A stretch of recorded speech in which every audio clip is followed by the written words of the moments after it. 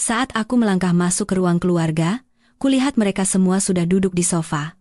Suamiku, ibuku, putraku, dan bahkan adik perempuanku. Aku merasakan firasat terburuk dan bertanya, "Ada apa ini?" Putraku berkata, "Mama, duduklah. Mama harus menerima kenyataan baru. Mama bukan lagi nyonya di rumah ini, Tante Bening sekarang membuat Papa lebih bahagia." Amarahku memuncak. Jadi, mereka semua tahu. Tanpa berkata sepatah kata pun, aku keluar dari ruangan itu. Keesokan harinya, ada 118 panggilan tak terjawab di ponselku. Malam itu, angin yang berembus di landasan pacu Bandara Internasional Soekarno-Hatta terasa menusuk tulang. Itu adalah jenis dingin yang merayap masuk ke dalam mantel dan membekukan hingga ke sumsum. Aku baru saja tiba dari perjalanan bisnis 3 hari yang sangat melelahkan di Surabaya, demi menyelamatkan sebuah kontrak yang hampir dihancurkan oleh suamiku, Banyu Wibowo, karena keangkuhannya. Aku benar-benar lelah. Mataku perih terbakar karena kurang tidur, dan pundakku pegal linu menahan berat tas laptop. Yang kuinginkan hanyalah mandi air panas, segelas anggur merah, dan kenyamanan rumahku sendiri. Aku ingin memberitahu Banyu bahwa aku telah memperbaiki kesalahannya dan bahwa Naga Biru, Propertindo, Imperium Real Estate yang kami bangun bersama selama 22 tahun, aman untuk kuartal berikutnya. Aku mengemudikan mobilku memasuki jalan masuk rumah megah kami di Pondok Indah. Lampu ruang keluarga menyala, cahayanya berpendar tajam di atas halaman rumput yang gelap dan berembun. Aneh. Biasanya pada pukul 10 malam, rumah sudah sunyi. Banyu pasti ada di ruang kerjanya. Dan putra kami yang berusia 20 tahun, Jerry, berada di kamarnya bermain video game atau bersama teman-temannya. Aku membuka pintu depan dan melemparkan kunci ke mangkuk di atas meja resepsionis. Keheningan yang menyambutku tidak terasa damai. Rasanya berat dan penuh ketegangan, seperti udara sebelum badai. "Aku pulang," teriakku sambil menggantung mantel. "Mas Banyu, Jerry, aku pulang." Saras, kami di ruang keluarga, suara ibuku terdengar dari ruang tamu. Perutku terasa mulas.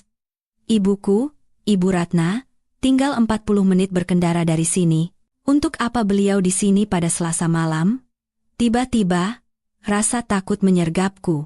Apakah terjadi sesuatu pada adikku? Bening, apa ada yang sakit? Aku berlari ke ruang keluarga, jantungku berdebar kencang serasa mau meremukkan tulang rusukku. Tapi yang kutemukan bukanlah keadaan darurat. Itu adalah sebuah pengadilan. Mereka semua ada di sana, duduk berdampingan di sofa kulit desainer yang kupilih saat Natal tahun lalu. Banyu, dengan kemeja putihnya yang tanpa celah, duduk di tengah, tetapi ia tidak menatap mataku. Di sebelah kirinya, ibuku, Ibu Ratna, duduk dengan postur kaku, kedua tangan tergenggam erat di pangkuannya. Di sebelah kanannya adalah adikku, Bening, dan di kursi berlengan di sebelahnya, duduk putraku, Jerry. Suasananya begitu menyesakan. Tidak ada yang menangis, tidak ada yang tampak sedih. Mereka tampak bertekad. "Ada apa ini?" tanyaku, terengah-engah. "Ibu, kalian semua baik-baik saja, kan?" Saat aku melangkah maju, Jerry berdiri. Bukan untuk memelukku, ia berdiri tegap seperti seorang pengawal yang menghalangi pintu. Ia menatapku dengan mata yang sama sekali tidak memiliki kehangatan yang telah kupupuk selama 20 tahun. "Mama, duduklah," kata Jerry. Suaranya dingin, lebih rendah dari yang kuingat, dan tanpa kasih sayang sedikit pun.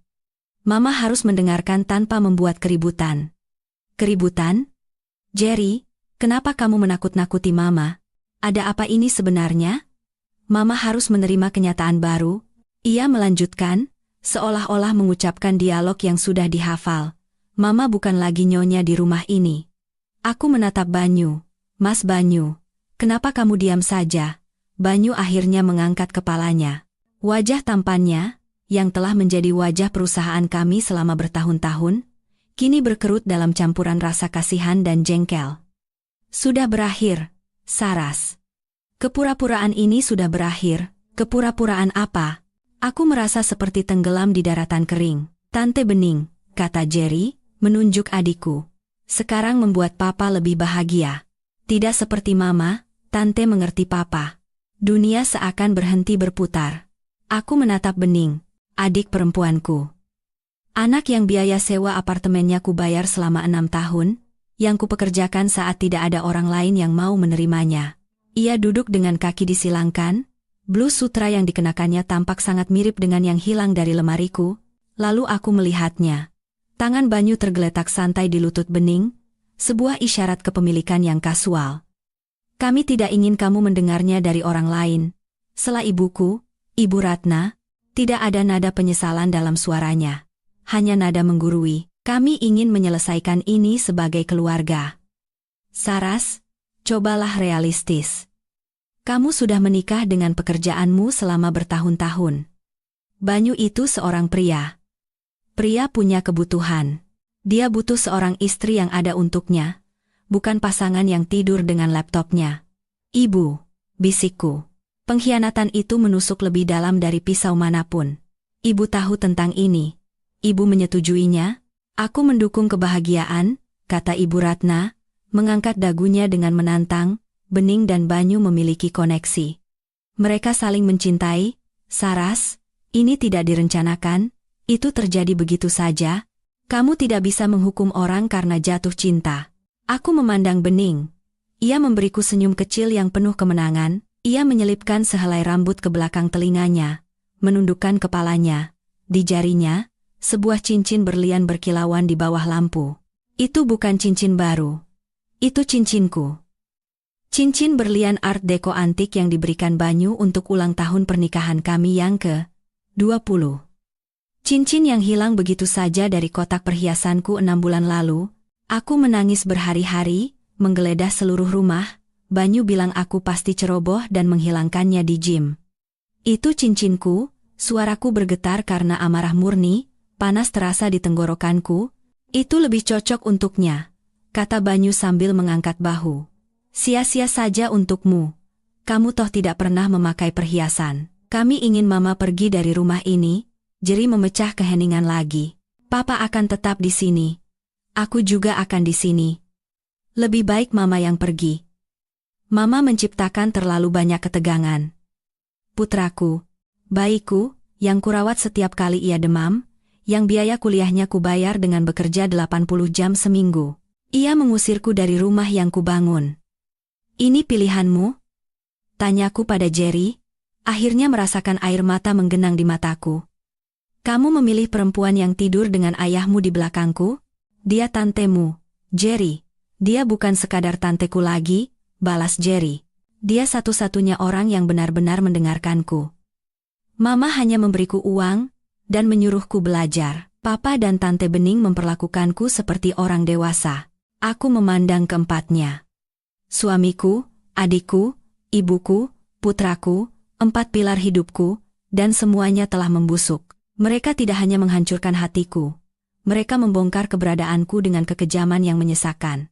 Rasa mual menyerangku, tetapi aku menelannya kembali. Aku tidak akan memberi mereka kepuasan melihatku hancur.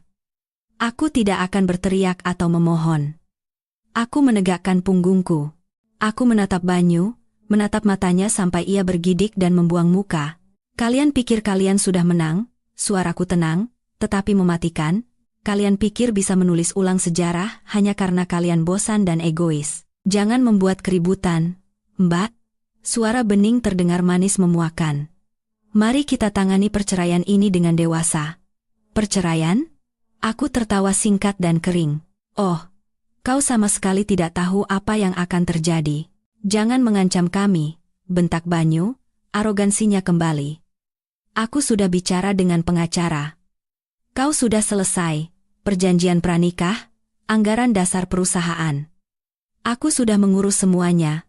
Sekarang keluar dari rumahku, Saras. Atau aku akan memanggil satpam untuk mengusirmu dari propertiku. Propertimu? Aku memandang sekeliling ruangan.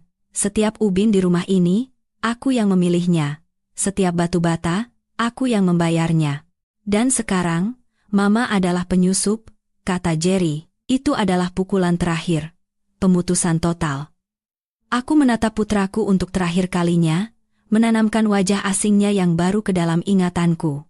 Baiklah, kataku. Aku berbalik. Aku tidak mengambil mantelku dari gantungan. Aku tidak mengambil kunciku dari mangkuk. Aku punya kunci cadangan di sakuku. Aku berjalan ke pintu. "Kamu mau kemana?" seru Ibu Ratna. Suaranya tiba-tiba cemas. "Saras, kita harus membicarakan pesangon. Banyu punya tawaran yang murah hati jika kamu mau menandatanganinya malam ini." Aku tidak menjawab. Aku membuka pintu jati yang berat itu dan melangkah keluar ke dalam malam Jakarta yang lembab dan dingin karena AC mobil. Angin dari jalan raya menerpa wajahku, mengeringkan air mataku sebelum sempat jatuh. Aku masuk ke mobil. Mesinnya menyala dalam keheningan jalan masuk. Saat aku mundur, aku melihat mereka melalui jendela. Mereka sudah membuka sampahnya, merayakan kepergianku. Aku melaju ke dalam kegelapan. Buku-buku jariku memutih karena mencengkeram setir terlalu erat. Aku tidak tahu kemana aku akan pergi, tetapi satu hal yang ku tahu pasti, Saraswati putri yang mereka kenal istri yang patuh, penyedia, pemecah masalah telah mati di rumah itu. Dan wanita yang sekarang pergi, adalah seseorang yang seharusnya sangat mereka takuti. Percayalah, pengkhianatan ini hanyalah pemanasan dibandingkan dengan apa yang mereka lakukan selanjutnya. Aku mengemudi selama 1 jam. Lampu-lampu kota Jakarta kabur menjadi garis-garis emas yang menyala-nyala melalui jendelaku. Pikiranku adalah badai gambaran yang kacau. Seringai bening, cincin di jarinya, tatapan dingin Jerry. Tetapi di bawah keterkejutan, sebuah insting purba mulai aktif, bertahan hidup. Aku butuh bensin. Lampu peringatan bahan bakar sudah berkedip sejak aku meninggalkan bandara, tetapi aku tidak berhenti karena ingin cepat sampai di rumah. Sekarang, di ruas sepi tol lingkar luar, aku masuk ke sebuah pom bensin 24 jam. Tanganku gemetar saat melangkah keluar ke udara malam yang sejuk. Aku memasukkan kartu kredit platinumku yang terhubung ke rekening bersama kami ke mesin pompa. Kartu yang kugunakan untuk segalanya, dari belanja bulanan hingga makan malam bisnis. Layar memproses berkedip, lalu menampilkan tulisan merah, "Ditolak. Silakan hubungi petugas." Aku mengerutkan kening. Itu tidak mungkin. Kartu itu memiliki limit 1 miliar rupiah dan baru saja lunas kubayar 3 hari lalu. Aku mencoba lagi. Ditolak. Gumpalan dingin, lebih berat dari pengkhianatan yang baru saja kusaksikan, terbentuk di perutku. Aku merogoh dompet dan mengeluarkan kartu debit pribadiku, yang terhubung dengan rekening gajiku. Aku masuk ke dalam minimarket. Petugasnya, seorang remaja yang tampak bosan dengan earphone di lehernya, bahkan tidak melirik saat aku meletakkan sebotol air mineral dan sebungkus permen karet di konter. Aku menggesek kartu debitku. "Nggak bisa, Bu," gumamnya sambil mengunyah permen karet. "Coba lagi," suaraku tegang. "Ada isinya." Ia menghela napas dan menggeseknya sekali lagi. "Ditolak, Bu. Saldo tidak cukup atau kartu diblokir. Ada uang tunai?" Aku berdiri kaku di bawah lampu neon. Aku harus memeriksa aplikasi mobile bankingku. Aku meraba-raba ponselku, lalu login. Akses ditolak. Autentikasi pengguna gagal. Silakan hubungi cabang. Aku mencoba rekening perusahaan. Akses ditolak. Aku mencoba rekening tabungan bersama. Akses ditolak. Banyu tidak hanya mengusirku dari rumah, ia telah memutus jalur kehidupan finansialku. Ia telah merencanakan ini. Tidak mungkin memblokir pemilik bersama dari rekening bisnis dan pribadi secara instan, kecuali dia telah mengajukan laporan palsu tentang dugaan penipuan ke bank, atau mengubah hak akses administrator sebelumnya. Dia ingin aku melarat. Dia ingin aku terdampar tanpa sumber daya di tengah malam, sehingga aku akan merangkak kembali untuk menandatangani tawaran murah hati yang disebutkan Ibu Ratna. Aku mengobrak-abrik dompetku, melewati kartu-kartu plastik yang tidak berguna, sampai ke saku resleting kecil di bagian paling bawah. Aku menemukan 8 lembar uang 100 ribuan yang lecek dan segenggam koin. 800 ribu rupiah. Itulah total kekayaan bersihku sekarang. Aku membayar bensin senilai 300 ribu dan air mineral dengan uang tunai. Saat kembali ke mobil, tubuhku gemetar. Bukan hanya karena dingin, tetapi karena kesadaran yang mengerikan akan kerentananku. Aku tidak bisa ke hotel. Aku tidak punya kartu kredit untuk deposit, aku tidak bisa ke rumah ibuku. Aku tidak bisa ke tempat bening. Aku terus mengemudi sampai menemukan sebuah motel transit di pinggir jalan, dengan lampu neon kamar kosong yang berkedip-kedip.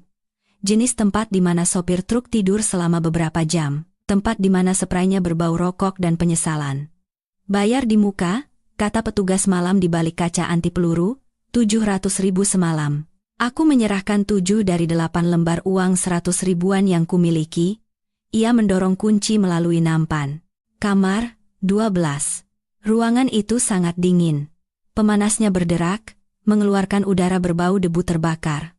Aku duduk di tepi kasur yang melesak, masih mengenakan setelan bisnis mahalku, mantelku kugenggam erat. Aku menatap ponselku. Layarnya penuh dengan notifikasi.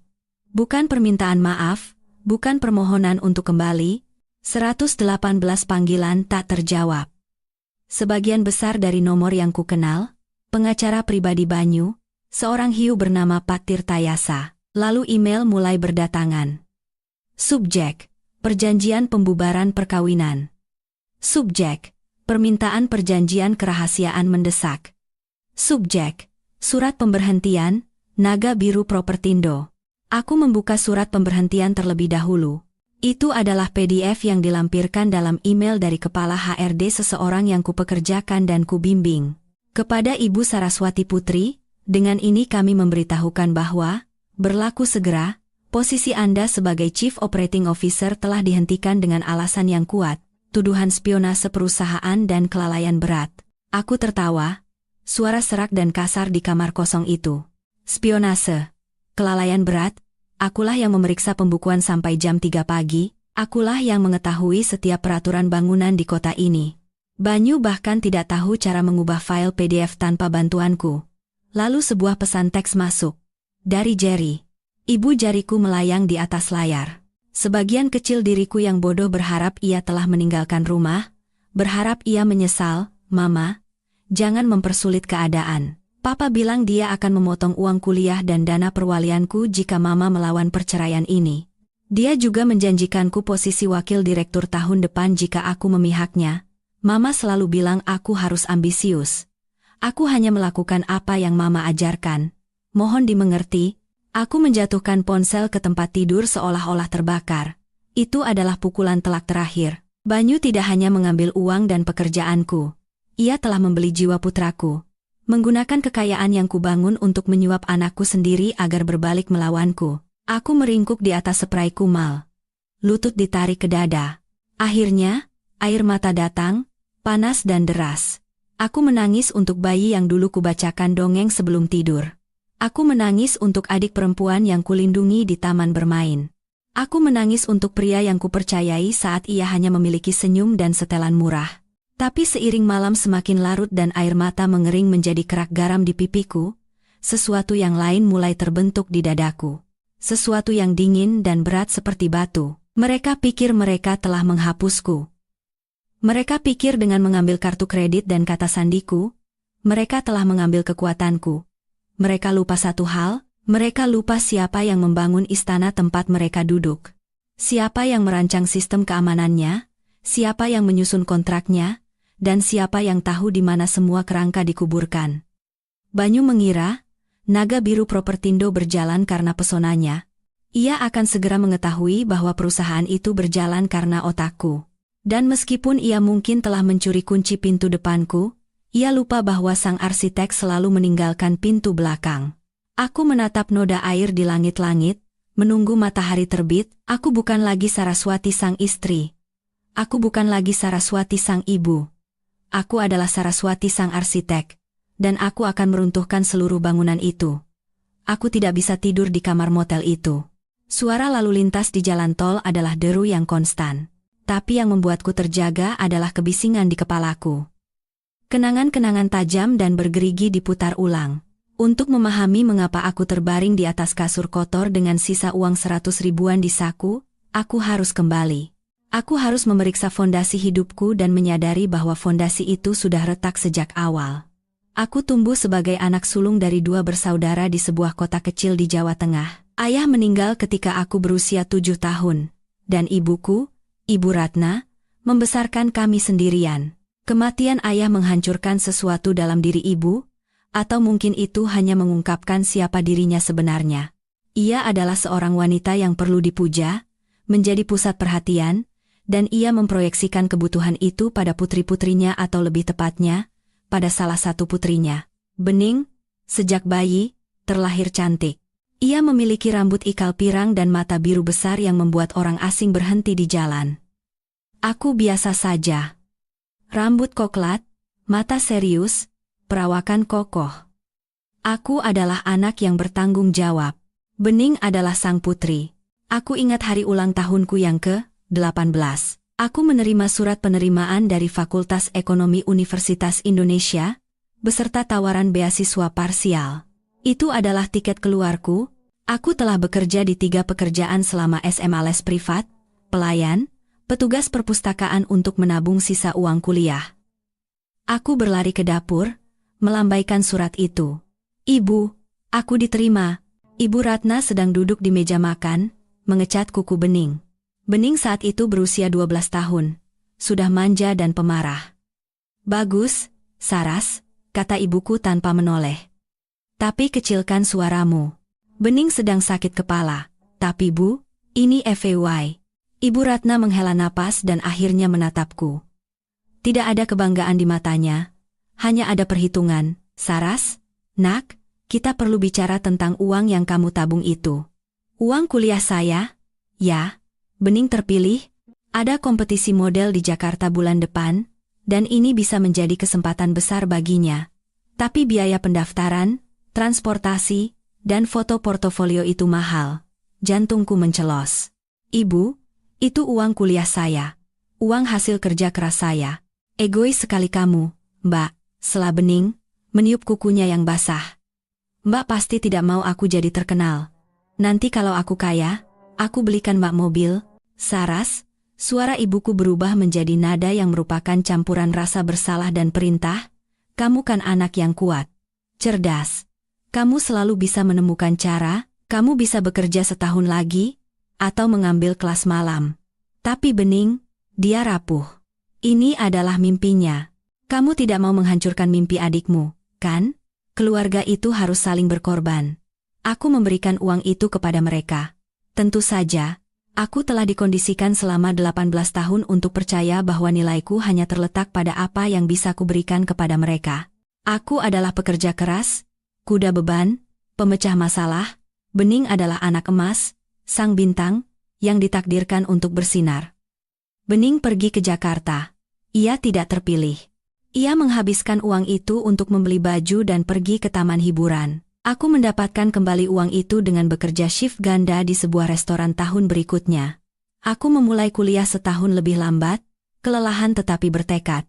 Dinamika itu tidak pernah berubah, hanya berevolusi. Ketika aku lulus dengan predikat cum laude, ibuku tidak datang ke wisuda.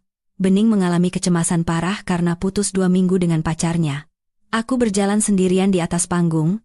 Ketika aku mendapatkan promosi besar pertamaku di sebuah perusahaan konsultan keuangan, ibuku berkata, "Bagus, nak. Oh, bisakah kamu meminjamkan Bening 30 juta rupiah?" Pemilik kosnya jahat sekali. Aku membayar sewa Bening. Aku membayar perbaikan mobilnya. Aku membayar kelas akting yang tidak pernah ia hadiri. Aku membelikan ibuku sebuah apartemen agar ia tidak perlu khawatir naik turun tangga. Aku pikir aku sedang membeli cinta mereka. Aku pikir jika aku memberi cukup, bekerja cukup keras, menyelesaikan cukup banyak masalah, mereka akhirnya akan melihatku seperti mereka melihat Bening. Aku pikir suatu hari ibuku akan menatap wajahku dan berkata, "Aku sangat bangga padamu, Saras. Kamu adalah kebahagiaanku." Tapi aku tidak pernah menjadi kebahagiaannya. Aku adalah tagihan listriknya. Aku adalah jaring pengamannya. Lalu aku bertemu Banyu Wibowo. Ia menawan, ambisius, dan ia sepertinya melihatku. Ia bilang aku cerdas, ia bilang aku cantik. Aku tidak menyadari saat itu bahwa ia memiliki mata penuh perhitungan yang sama seperti ibuku. Ia tidak melihat belahan jiwa. Ia melihat inang. Ia melihat seorang wanita yang telah dilatih untuk memberi segalanya dan tidak meminta imbalan apapun. Ia sangat cocok dengan ruang kosong yang telah digali oleh ibu dan adikku di dalam hatiku. Aku menikahinya. Berpikir aku sedang menciptakan keluarga baru, keluarga yang lebih baik, berbaring di kamar motel yang gelap. Kesadaran itu menghantamku seperti pukulan fisik. Aku tidak melarikan diri dari dinamika keluargaku dengan menikahi Banyu. Aku telah menciptakannya kembali.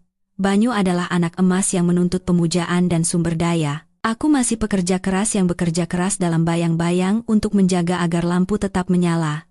Dan bening. Bening hanyalah kesimpulan yang tak terhindarkan. Dua parasit dalam hidupku akhirnya menemukan satu sama lain. Kamu kan anak yang kuat, Saras. Suara ibuku bergema dalam ingatanku. Yah, setidaknya satu hal yang dikatakannya benar. Aku kuat. Cukup kuat untuk menopang mereka selama 40 tahun. Dan sekarang demi Tuhan, bantulah mereka, aku cukup kuat untuk melepaskan mereka.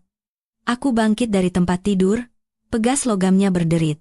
Aku tidak akan menangis lagi.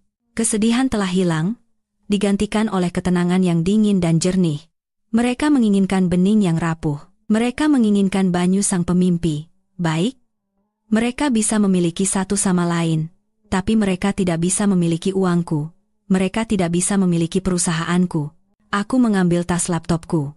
Waktunya berhenti menjadi putri yang berkorban. Waktunya menjadi CEO yang melikuidasi aset-aset yang merugi. Cahaya pagi merembes melalui tirai kotor di kamar motel, menciptakan bayangan panjang berdebu di lantai. Aku membuka laptopku. Untungnya, aku punya hotspot wifi portabel di tasku, kebiasaan dari perjalanan bisnis bertahun-tahun. Banyu tidak bisa memblokir perangkat yang bahkan tidak ia ketahui keberadaannya. Aku tidak mencoba masuk ke rekening bankku. Aku tahu rekening-rekening itu terkunci rapat. Sebaliknya, aku membuka file bernama SW, Files. 1. Untuk memahami bagaimana aku akan menghancurkan Banyu, kau harus memahami bagaimana aku menciptakannya. Aku bertemu Banyu 22 tahun yang lalu di sebuah acara jejaring real estate di pusat kota Jakarta. Ia berusia 29 tahun, mengenakan setelan yang tidak pas, memegang segelas anggur murah, dan memukau sekelompok investor. Ia penuh semangat. Ia memiliki senyum yang bisa menjual es ke orang Eskimo. Tawa yang membuatmu merasa seperti orang paling lucu di dunia. Saat aku melangkah masuk ke ruang keluarga, kulihat mereka semua sudah duduk di sofa. Suamiku, ibuku, putraku, dan bahkan adik perempuanku. Aku merasakan firasat terburuk dan bertanya, "Ada apa ini?"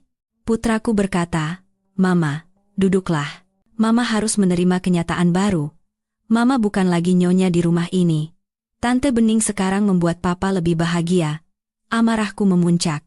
Jadi, mereka semua tahu. Tanpa berkata sepatah kata pun, aku keluar dari ruangan itu. Keesokan harinya, ada 118 panggilan tak terjawab di ponselku. Malam itu, angin yang berembus di landasan pacu Bandara Internasional Soekarno-Hatta terasa menusuk tulang. Anda akan membuat mereka kehilangan uang. Ia mengerjap, terkejut, lalu ia tertawa. Baiklah, kau menangkapku. Aku orang yang visioner, bukan ahli angka. Aku butuh seseorang yang mengerti hal-hal membosankan itu. Hal-hal membosankan itu yang akan membuat Anda tidak masuk penjara. Kataku dengan datar. Ia jatuh cinta padaku, atau setidaknya, dengan apa yang bisa kulakukan untuknya. Dalam 6 bulan kami menikah, dan dalam setahun kami mendirikan Naga Biru Propertindo. Pembagian kerja segera terbentuk. Banyu adalah wajahnya, dia adalah CEO.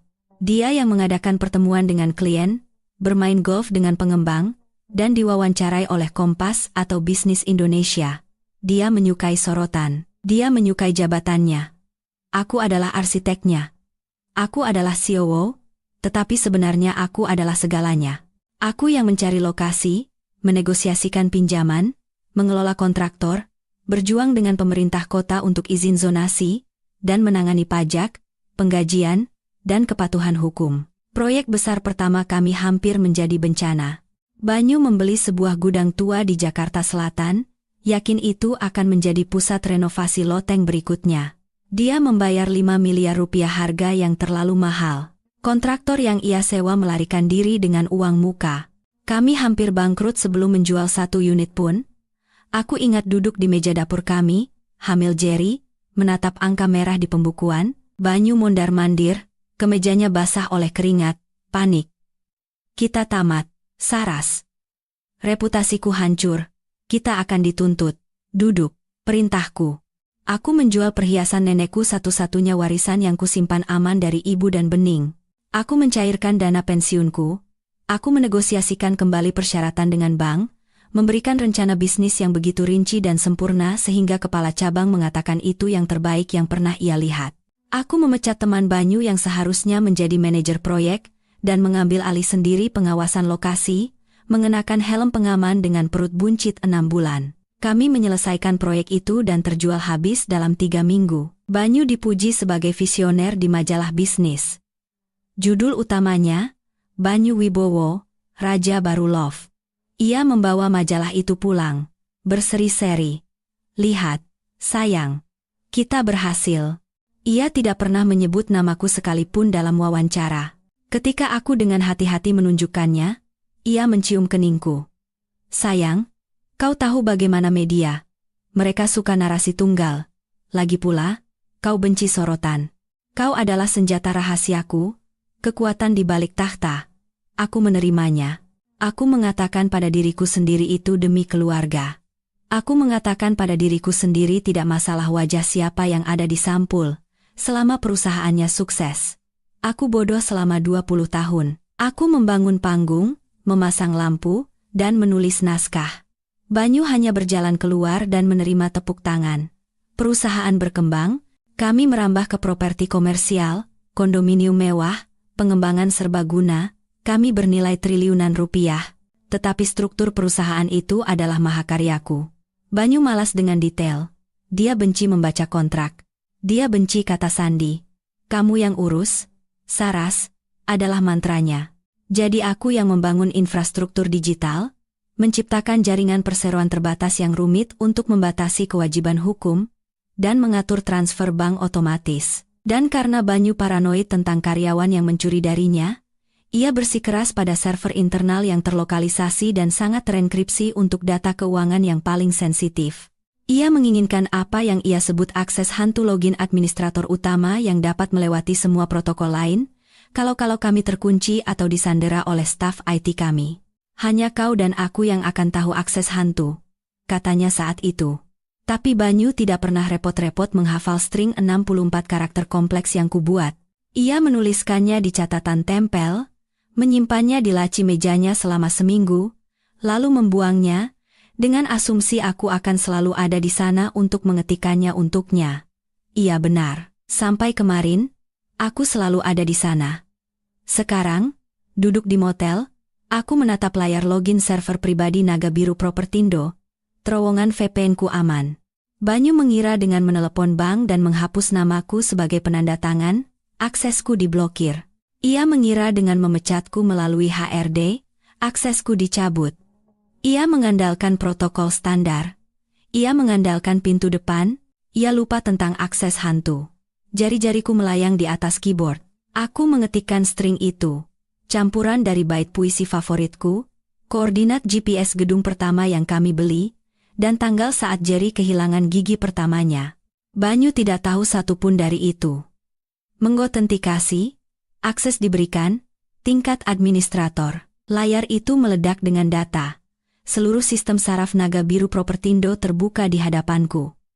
Email, transfer kawat, catatan pembukuan, dokumen pajak, log obrolan pribadi. Aku tidak hanya melihat sebuah perusahaan. Aku melihat TKP pernikahanku. Aku mulai mengunduh. Aku tidak hanya menginginkan beberapa file. Aku menginginkan semuanya. Setiap email yang dikirim Banyu dalam 5 tahun terakhir, setiap laporan pengeluaran, setiap transfer kawat ke Kepulauan Cayman atau Swiss, dan kemudian aku melihatnya. Sebuah folder bernama Proyek B, itu bukan proyek konstruksi. B adalah untuk Benning. Aku membukanya, dan darahku terasa membeku. Ini bukan sekadar perselingkuhan, ini adalah penggelapan besar-besaran.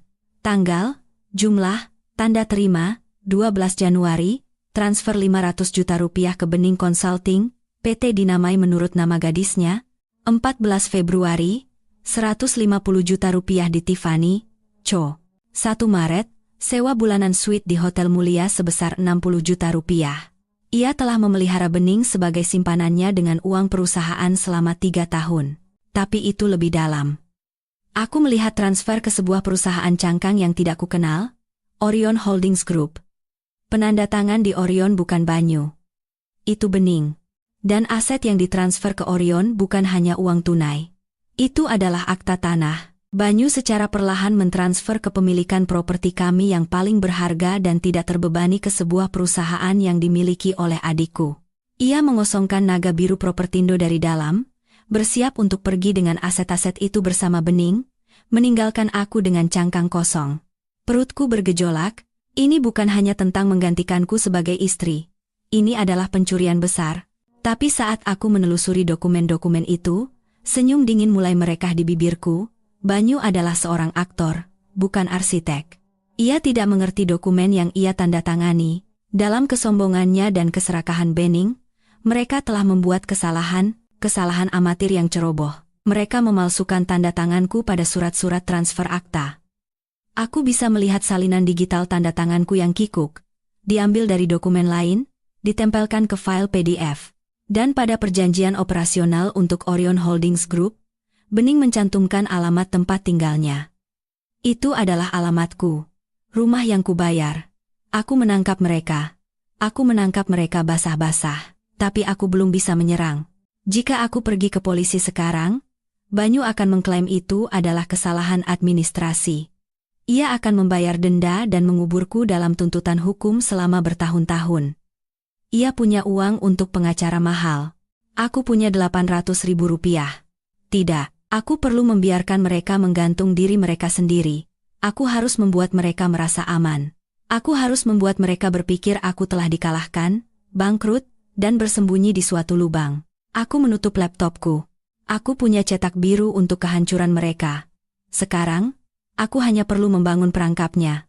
Bukti digital proyek B membara di benakku, memicu ingatan yang tepat tentang bagaimana Bening menyusup ke tempat perlindunganku. Itu dimulai 5 tahun lalu, ketika naga biru Propertindo sedang booming dan kewaspadaanku menurun. Bening baru saja mengalami perceraian ketiganya. Mantan suaminya, Doni, seorang mekanik yang baik, meninggalkannya karena ia menolak bekerja dan menghabiskan gajinya untuk tas desainer yang tidak mampu ia beli. Ia muncul di depan pintuku dengan 2 koper dan cerita sedih yang layak mendapatkan piala citra. Dia kasar, "Mbak," isaknya di pelukanku. Kasar, seperti yang kemudian ku tahu, berarti dia memotong kartu kreditnya.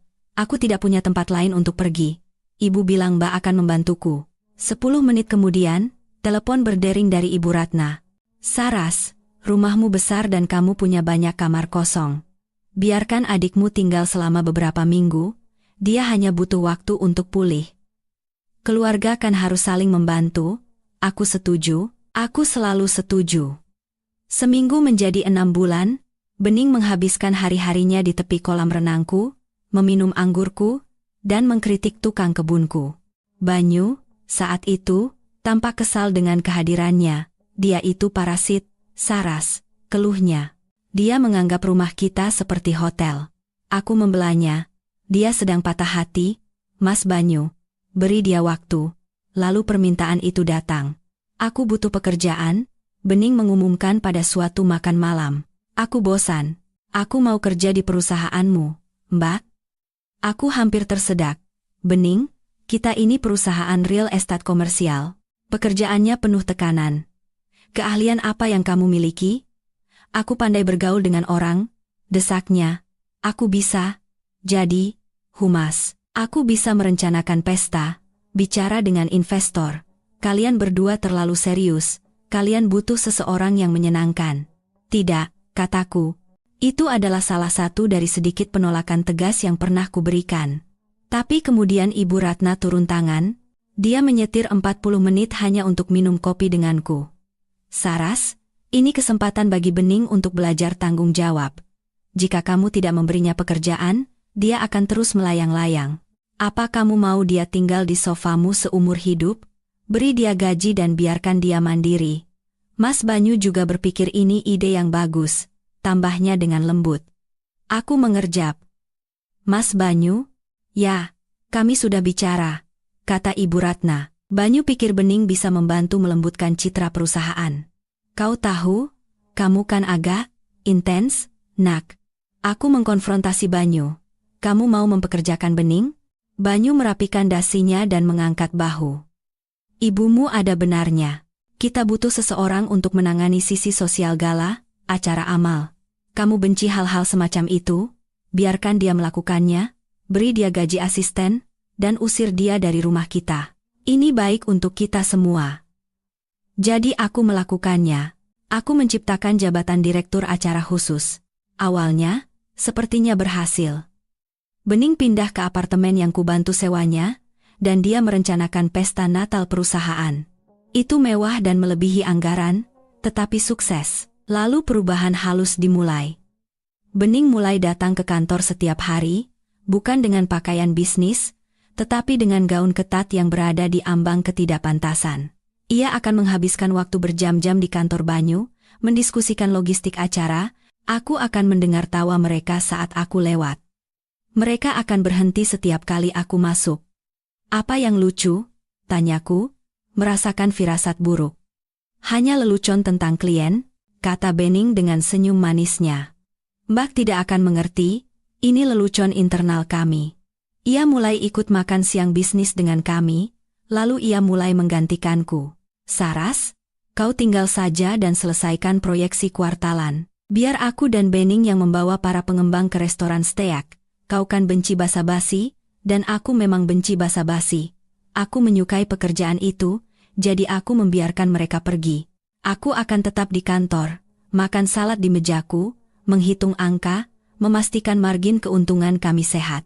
Sementara itu, suamiku dan adikku sedang minum martini dan menertawakanku. Aku memperhatikan perubahan pada Banyu.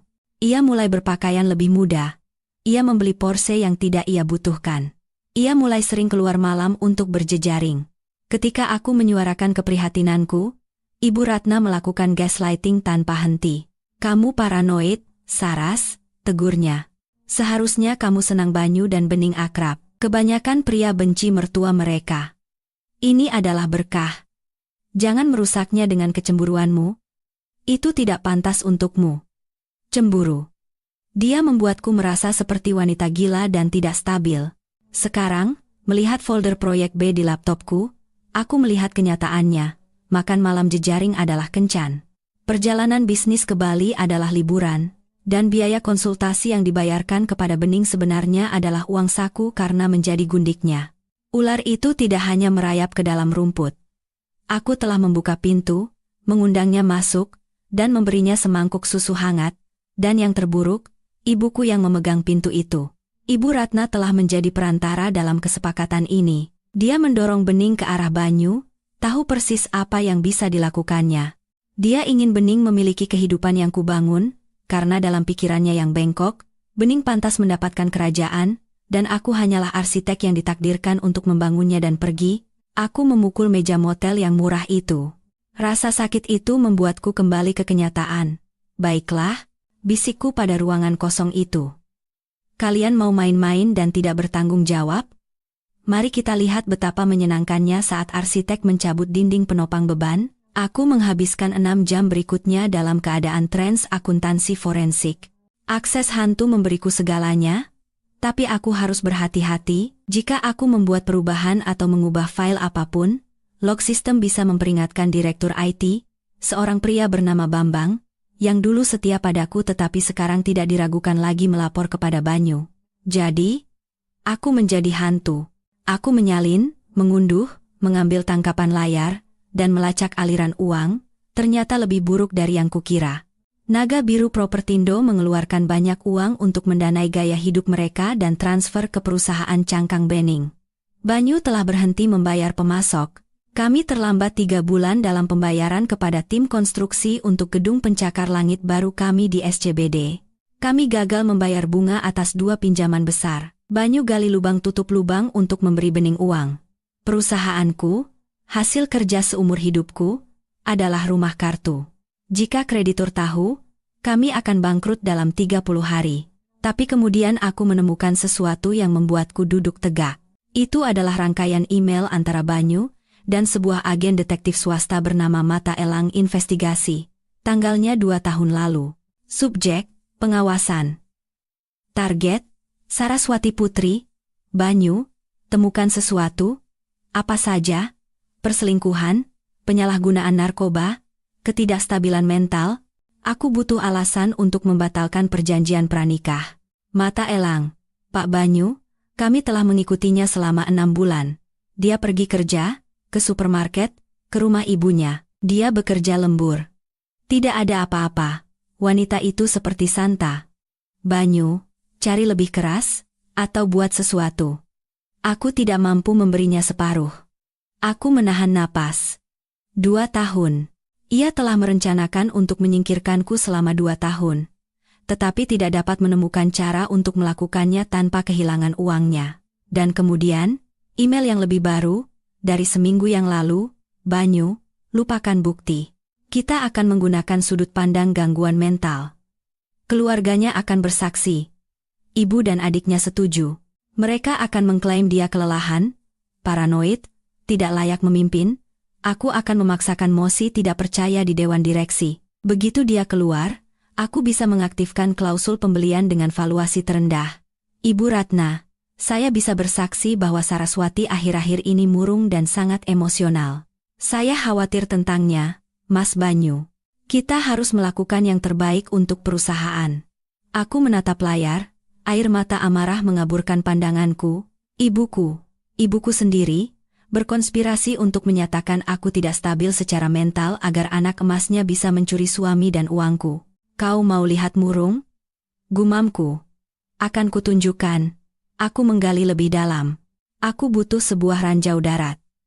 Bukti penipuan itu bagus, tetapi akan memakan waktu untuk membuktikannya di pengadilan. Aku butuh sesuatu yang instan. Sesuatu yang akan membuat Banyu ketakutan. Aku menemukannya di SPT pajak kami. Untuk mendapatkan pinjaman besar dari perusahaan ekuitas swasta tahun lalu, Banyu telah menggelembungkan tingkat hunian properti komersial kami. Ia memalsukan perjanjian sewa. Ia secara fisik memalsukan tanda tangan penyewa yang tidak ada. Ini bukan penipuan perdata biasa. Ini adalah penipuan bank. Ini adalah kejahatan federal, dengan hukuman penjara. Dan dokumen pinjaman itu ditandatangani oleh Banyu Wibowo, CEO. Tanda tanganku tidak ada di sana. Aku sedang berada di luar kota untuk pemakaman bibinya yang bening lewatkan dan Banyu mengatakan akan mengurus dokumennya. Ia telah menandatangani surat kematiannya sendiri dan tidak menyadarinya. Aku menyalin dokumen pinjaman itu. Aku menyalin perjanjian sewa palsu itu. Aku membangun sebuah berkas yang merupakan bom nuklir. Aku melihat jam. Pukul 2 siang. Aku telah bekerja tanpa henti selama 12 jam. Aku lapar.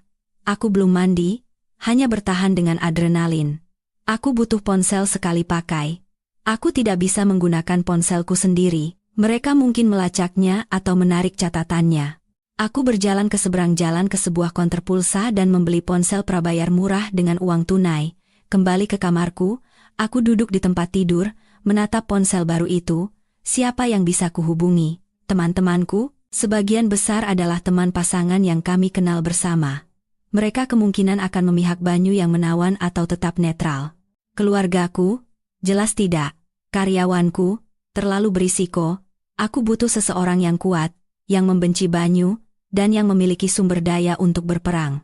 Satu nama muncul di benakku, Bapak Hartono. Bapak Hartono adalah seorang taipan real estate miliarder di Jakarta. Uang lama, kejam, tetapi berprinsip. 3 tahun lalu, Banyu mengalahkan Hartono dalam akuisisi sebidang tanah utama untuk pengembangan di Serpong.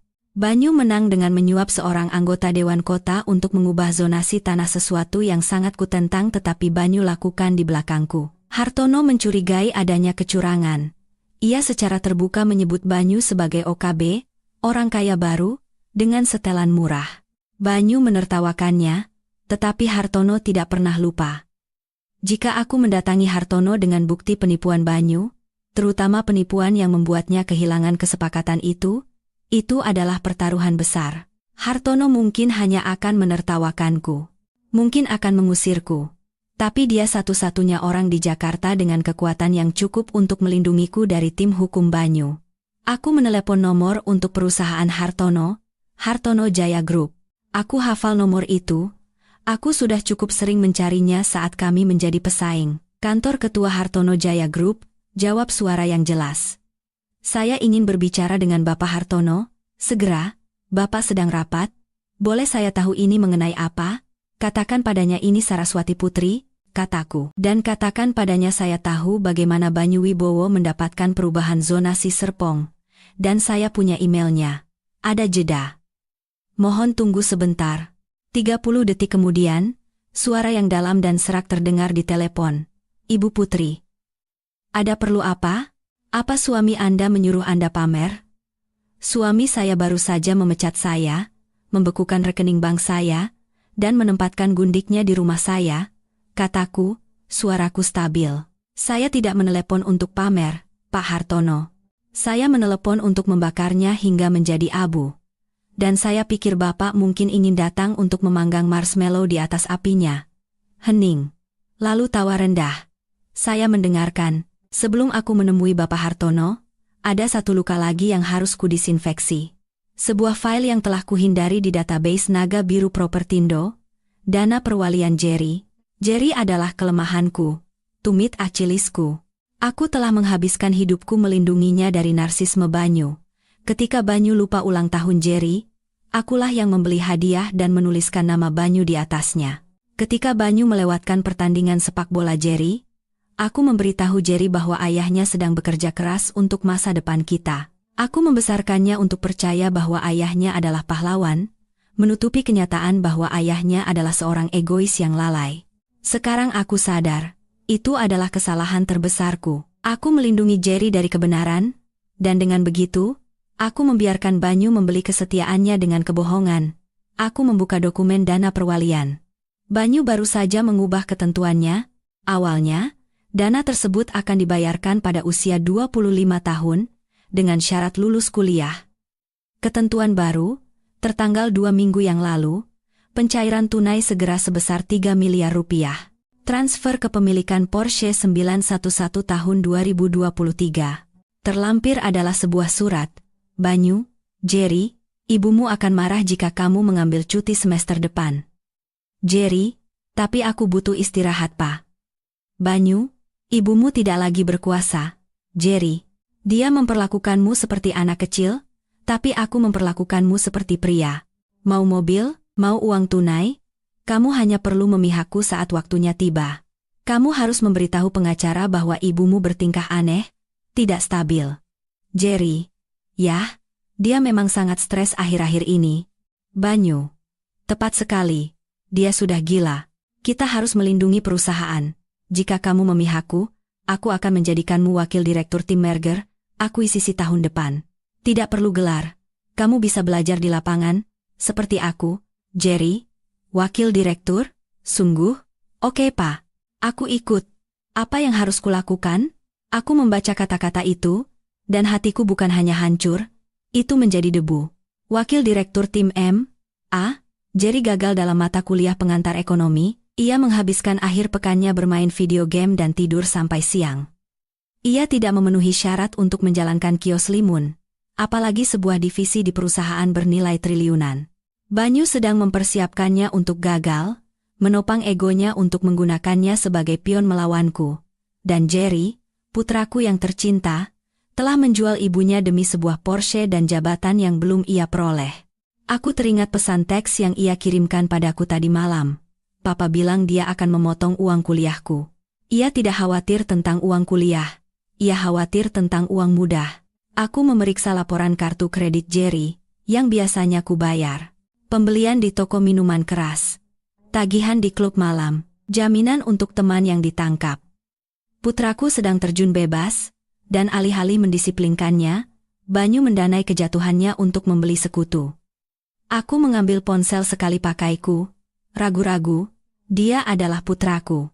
Tapi anak laki-laki yang duduk di sofa itu, yang memberitahuku untuk menerima kenyataan, bukanlah anak laki-laki yang kubesarkan. Dia adalah ciptaan ayahnya. Jika aku terus meredam kejatuhannya, aku akan kehilangannya selamanya di dunia korupsi dan kedangkalan Banyu. Satu-satunya cara untuk benar-benar menyelamatkannya adalah dengan membiarkannya jatuh. Aku mengetik pesan teks. Aku belum mengirimkannya. Hanya menulisnya dan menatap kursor yang berkedip. Jerry, aku sudah melihat emailnya. Kamu mendapatkan mobilmu. Kamu mengambil jalan yang mudah. Tapi jalan mudah itu adalah jebakan. Saat ayahmu selesai menggunakanmu, dia akan membuangmu, sama sepertiku. Aku cukup mencintaimu untuk membiarkanmu belajar dengan cara yang sulit. Semoga berhasil, Tuan Wakil Direktur. Aku menyimpannya sebagai draft. Aku menyeka air mata. Aku pergi ke sistem penggajian. Aku menghapus Jerry dari daftar gaji magang tempat ia berada meskipun tidak pernah menginjakkan kaki di kantor selama 3 tahun. Dana perwalian tidak bisa kusentuh. Banyu mengendalikannya sekarang. Tapi asuransi kesehatan, itu bisa kusentuh. Jerry ada dalam polis asuransiku, polis yang kubayar secara pribadi. Hapus tanggungan, Jeremiah Wibowo. Alasan? Bukan lagi mahasiswa penuh waktu. Itu picik dan sepele. Tapi itu adalah pertama kalinya dalam 21 tahun aku tidak memperbaiki sesuatu untuknya. Ponselku bergetar. Alamat untuk pertemuanku dengan Hartono. Four Seasons Hotel, Library Lounge, 1 jam lagi. Datang sendiri. Aku menutup laptop, pergi ke kamar mandi, dan membasuh wajahku dengan air dingin. Aku mencoba merapikan rambutku. Setelanku kusut tapi ku bersihkan. Aku mengoleskan sedikit lipstik, baju zirku. Aku melihat ke cermin.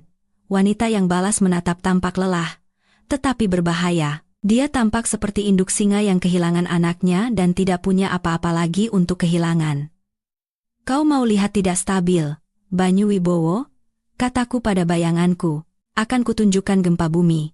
Aku memasuki Hotel Four Seasons dengan setelan kusut yang sama saat aku melarikan diri dari rumahku, membawa tas laptop yang berisi cukup bukti untuk mengirim suamiku ke penjara federal. Petugas pintu menatapku dengan skeptis. Tempat ini berbau uang lama, dendam lama, dan mahoni. Ini adalah dunia Hartono. Aku menemukannya di Library Lounge, duduk di kursi berlengan kulit, membaca Bisnis Indonesia. Ia berusia 60-an, rambutnya beruban, matanya seperti elang. Ia tidak berdiri saat aku mendekat. Ibu Putri, kata Hartono, melipat korannya. Anda terlihat lebih buruk dari yang saya bayangkan. Perasaan saya juga begitu, aku mengakui, duduk di kursi di seberangnya. Tapi pikiran saya berfungsi dengan sempurna. Anda menyebutkan proyek Serpong, Hartono langsung ke intinya. Anda bilang punya bukti. Aku membuka laptopku. Aku tidak membuang waktu dengan basa-basi. Aku membuka berkas yang telah kuatur di kamar motel.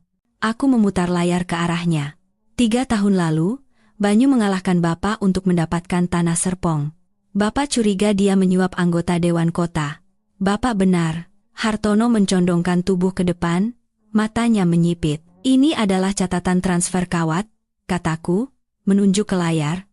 500 juta rupiah ke sebuah perusahaan cangkang, bernama Cipta Manajemen.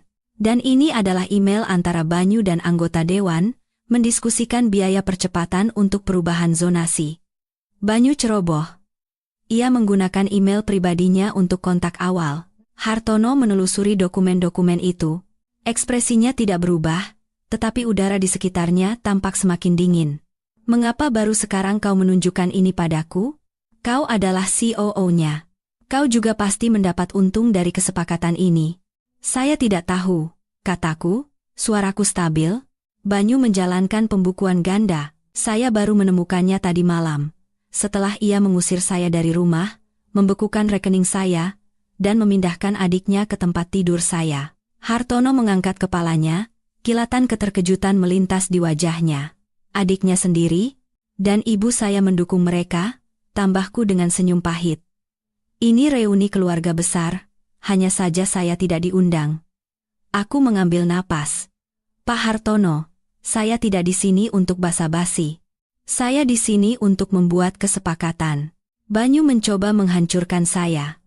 Ia memalsukan tanda tangan saya pada dokumen pinjaman. Ia menggelapkan dana perusahaan. Ia akan membuat Naga Biru Propertindo menjadi puing-puing yang terbakar. Saya ingin Bapak membantu saya menyelamatkannya. Hartono mengangkat alis. Saya ingin Bapak membantu saya menguburnya. Sebagai imbalannya, saya akan memberikan Bapak tanah Serpong. Lanjutkan. Banyu terlalu banyak berutang. Dia kekurangan uang tunai dan akan segera gagal bayar pinjaman konstruksinya. Jika Bapak masuk sekarang sebagai investor Ksatria Putih, menawarkan pinjaman jembatan untuk menyelamatkan proyek-proyeknya, ia akan menerimanya. Ia putus asa, dan Bapak memasukkan klausul jaminan dalam perjanjian pinjaman. Ketika ia gagal bayar dan ia akan gagal bayar, Saya tahu angka sebenarnya Bapak mengambil asetnya, terutama akta tanah Serpong. Hartono menatapku lama, keheningan itu panjang dan tegang. Kemudian, senyum perlahan merekah di wajahnya. Itu bukan senyum hangat.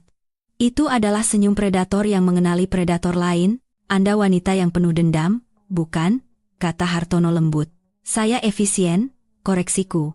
Banyu berpikir saya adalah istri yang dicampakkan, menangis di sudut. Yang tidak ia ketahui adalah saya yang menulis rencana bisnisnya. Hartono menutup laptopku dan mendorongnya kembali ke arahku. Saya suka. Saraswati Putri, Anda punya nyali. Banyu selalu seperti burung merak. Banyak bulu, tidak bisa terbang. Tapi Anda adalah elang. Ia mengeluarkan ponselnya. Saya akan menelepon kepala tim hukum saya. Pengacara litigasi terbaik di Jakarta, ia akan menangani perceraian Anda. Pro bono. Anggap saja sebagai investasi dalam kemitraan baru kita. Terima kasih, bisikku, gelombang kelegaan menyapuku. Dan Saraswati, tambah Hartono, matanya tajam. Jangan kecewakan saya. Jika kita memulai ini, kita akan menghancurkannya sepenuhnya. Tidak ada ampun. Jangan terima dia kembali saat dia merangkak. Dia tidak akan merangkak, kataku, memikirkan seringai Banyu saat ia mengambil cincinku. Dia akan menjerit. Hartono mengangguk. Bagus. Sekarang, mari kita carikan Anda kamar hotel yang tidak mengenakan biaya per jam. Anda tidak bisa merencanakan perang tanpa tidur. Malam itu, aku tidur di suite hotel mulia, dibayar oleh Hartono Jaya Group. Aku mandi lama, membersihkan kotoran motel dari kulitku. Berbaring di antara spray yang bersih dan sejuk, aku merasakan pergeseran mendalam dalam diriku. Selama 20 tahun, aku adalah pemecah masalah. Aku membersihkan kesalahan Banyu, membereskan kekacauannya, membuatnya terlihat baik. Aku adalah perekat tak terlihat yang menyatukan segalanya. Sekarang, aku akan menjadi pelarutnya. Aku akan melarutkan semua yang ia pikir ia miliki. Aku mengambil ponsel sekali pakaiku dan mengirim satu kata kepada Hartono. Siap. 3 hari kemudian, perangkap dipasang. Pengacara Hartono, seorang pria yang sangat tenang bernama Wira Santoso, telah menyusun perjanjian perceraian. Itu adalah mahakarya penipuan hukum. Di permukaan, itu tampak seperti penyerahan total. Ketentuannya, Banyu Wibowo mendapatkan rumah. Banyu Wibowo mempertahankan kepemilikan penuh atas Naga Biru Propertindo. Saraswati Putri menerima pembayaran tunai sebesar 7 miliar rupiah sebagian kecil dari apa yang seharusnya menjadi hakku. Saraswati Putri melepaskan semua hak atas tunjangan di masa depan. Itu membuatku terlihat seolah-olah aku menyerah. Seolah-olah aku hancur, putus asa akan uang tunai, dan hanya ingin pergi. Banyu akan menyukainya. Itu akan memuaskan egonya dengan sempurna. Tapi tersembunyi jauh di dalam dokumen 60 halaman itu, di pasal 14, ayat C, sub-ayat 4, ada pil racunnya. Jika terungkap bahwa salah satu pihak dalam perjanjian ini telah terlibat dalam tindakan kriminal, penipuan, atau penggelapan yang tidak diungkapkan selama masa perkawinan, atau dihukum karena kejahatan berat dalam waktu 24 bulan setelah penandatanganan, seluruh perjanjian ini menjadi batal demi hukum. Dalam hal demikian, semua aset, termasuk 100% saham perusahaan dan properti real estate, akan menjadi milik pihak yang tidak bersalah sebagai ganti rugi. Banyu tidak pernah membaca detail. Ia membayar pengacaranya untuk melakukan itu, tetapi pengacaranya, Pak Tirtayasa, malas. Aku tahu karena akulah yang biasa membayar tagihannya. Tirtayasa akan membaca sekilas kontrak, hanya memeriksa angka-angka besar, pesangon, tunjangan.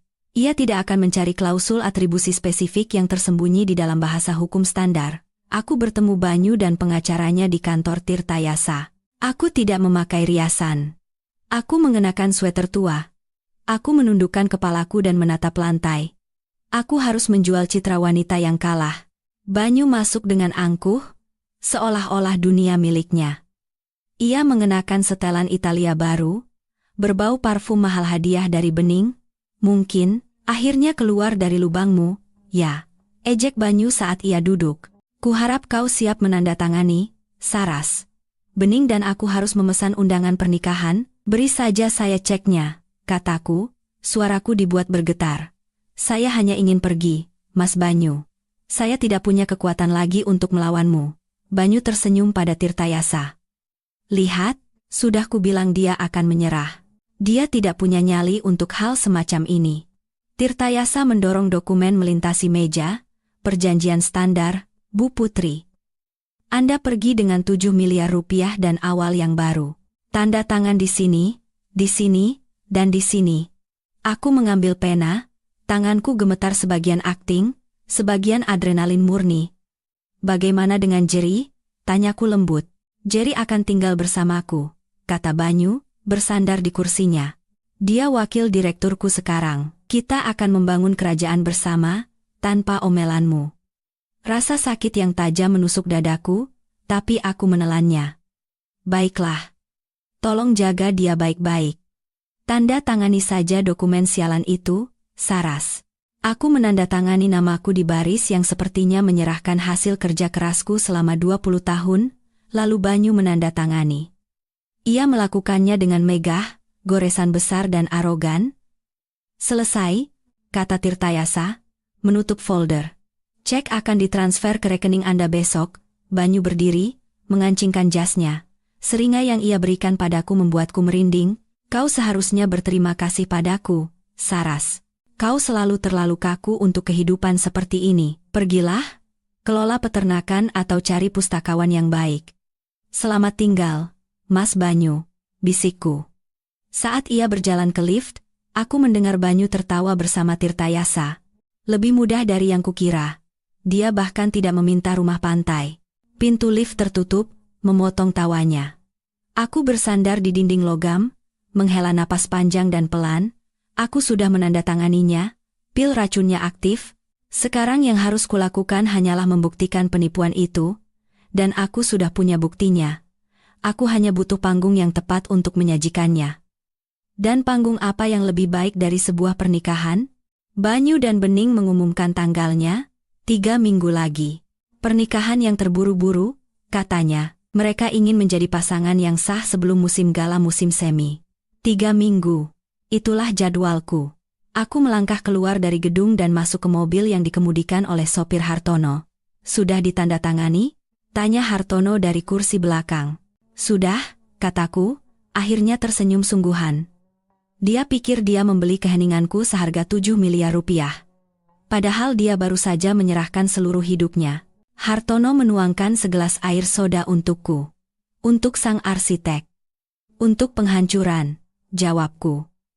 3 minggu berikutnya adalah latihan pengendalian diri. Aku harus tetap tidak terlihat sementara Banyu dan Bening memamerkan kemenangan mereka di seluruh Jakarta. Aku menggunakan sebagian uang muka yang diberikan Hartono untuk menyewa apartemen kecil dan tidak mencolok di Jakarta Utara. Aku menghabiskan hari-hariku dengan tim audit Hartono, membangun kasus kami mengubah data mentah yang kuambil menjadi palu godam hukum. Setiap malam, aku menyiksa diriku sendiri dengan memeriksa media sosial. Instagram Bening adalah ledakan kemewahan. Sebuah foto Mercedes convertible baru. Calon suami sangat memanjakanku. Blessed. New beginnings. Sebuah foto ruang makanku, yang didekorasi ulang dengan wallpaper emas norak, yang lama keluar, yang baru masuk. Finally makin this house a home itu menyakitkan. Melihatnya menghapus jejakku dari rumah yang kubangun. Tapi postingan yang paling menyakitkan datang dari ibuku. Ibu Ratna memposting foto mereka bertiga Banyu, Bening, dan dirinya sendiri bersulang dengan gelas sampanye di sebuah restoran mewah. Keterangannya berbunyi, akhirnya, keluarga yang tahu cara menikmati hidup, sangat bangga dengan putri cantikku Bening dan menantu laki-lakiku yang luar biasa, Banyu Wibowo. Cinta sejati selalu menang. Cinta sejati. Dia menjual putri sulungnya demi kursi di meja mewah. Dan Jerry diam di media sosial, tetapi aku melihat notifikasi kartu kredit dari rekening sekunder yang belum ditemukan Banyu, 4.000 di Premium Liquors, 15.000 rupiah di Capital Nightclub, 5.000 rupiah untuk jaminan teman, putraku sedang terjun bebas. Banyu tidak membesarkannya, ia membiarkannya liar. Aku ingin berlari dan menyelamatkannya, tetapi Hartono menahanku. Anda tidak bisa menyelamatkan seseorang yang tidak meminta untuk diselamatkan? Saraswati, kata Hartono lembut. Dia telah memilih pihaknya. Biarkan dia melihat seperti apa pihak itu sebenarnya saat lampu padam. Aku tahu dia benar, tapi rasanya seperti memotong anggota tubuh. Sementara itu, perusahaan membusuk dari dalam. Mata-mataku Sarah dari tim akuntansi dan Jason dari manajemen proyek memberiku pembaruan harian. Pak Banyu belum pernah berada di kantor lewat jam 2 siang selama berminggu-minggu, tulis Sarah. Dia menugaskan Nona Bening untuk rebranding perusahaan. Dia ingin mengubah logo menjadi pink dan emas. Pink dan emas, Bu. Untuk perusahaan real estate komersial, kontraktor di lokasi Highland mengancam akan keluar, lapor Jason. Pak Banyu bilang dia sudah mengirim cek, tapi dia bohong. Dia menggunakan dana konstruksi untuk membayar biaya pernikahan. Biarkan terbakar, kataku pada mereka, dokumentasikan semuanya, simpan email-email di mana dia menginstruksikan kalian untuk menunda pembayaran. Pernikahan akan diadakan di Grand Ballroom Hotel Mulia. Tempat paling mahal di Jakarta. Bening mengundang 300 orang. Investor, politisi, selebriti lokal. Mereka ingin mengukuhkan status mereka sebagai pasangan kuat baru Jakarta. Mereka menginginkan penonton. Baik, pikirku, melihat undangan yang didapatkan Sarah untukku. Kalian mau pertunjukan? Akan kuberikan pertunjukan. 2 hari sebelum pernikahan, aku mendapatkan kartu as terakhirku, dari sumber yang tidak terduga. Ponselku berdering, nomor tak dikenal. Halo, Mbak Saras, ini saya, Doni, ini, mantan suami Bening. Mekanik yang darahnya ia hisap kering. Doni, kataku, terkejut. Apa kabar? Saya baik, saya dengar apa yang terjadi, menjijikan apa yang mereka lakukan pada Mbak. Saya punya sesuatu. Doni merendahkan suaranya. Waktu Bening meninggalkan saya, dia meninggalkan sekotak dokumen di garasi. Tadinya mau saya bakar, tapi tadi malam saya lihat-lihat. Mbak Saras, dia punya kartu kredit atas nama Mbak selama 3 tahun. Apa? Dia membukanya saat dia tinggal di rumah Mbak. Dia mencegat suratnya, dia memaksimalkan limitnya, menyembunyikan laporannya, tapi saya menemukan surat dari agen penagihan, dan saya menemukan surat dari Banyu. Dari Banyu? Ya, dia melunasi salah satu kartu itu. Suratnya bilang, yang ini sudah kuurus, tapi kamu harus lebih hati-hati. Jika Saraswati melihat ini di laporan kreditnya, kita berdua mati, tetap pada rencana, 2 tahun lagi, dan semua ini akan menjadi milik kita. 2 tahun, jangka waktunya sangat pas. Banyu telah berkonspirasi dengan adikku untuk mencuri identitas dan uangku, sementara aku memberinya makan dan pekerjaan. Doni, suaraku bergetar. Bisakah kamu membawakanku kotak itu? Saya sedang dalam perjalanan, katanya. Ketika Doni menyerahkan kotak itu, aku merasakan kunci terakhir terpasang di tempatnya. Ini bukan hanya penipuan. Ini adalah konspirasi predator, terhitung dan jahat. Aku melihat catatan tulisan tangan Banyu. 2 tahun lagi, dan semua ini akan menjadi milik kita. Aku mengunci surat itu di brankas. Terima kasih, Doni, kataku. Buat mereka merasakan neraka, Mbak Saras, katanya dengan senyum pahit. Oh, aku berencana melakukannya, jawabku. Aku berencana memberi mereka seluruh neraka. Sehari sebelum pernikahan, aku melakukan sesuatu yang berisiko. Aku pergi menemui Jerry. Aku tahu seharusnya tidak. Hartono menentangnya, tetapi aku adalah seorang ibu sebelum aku menjadi mantan istri yang pendendam. Aku harus memberinya satu kesempatan terakhir untuk turun dari kapal yang tenggelam. Aku menunggu di luar penthouse barunya, yang dibeli Banyu dengan dana perusahaan.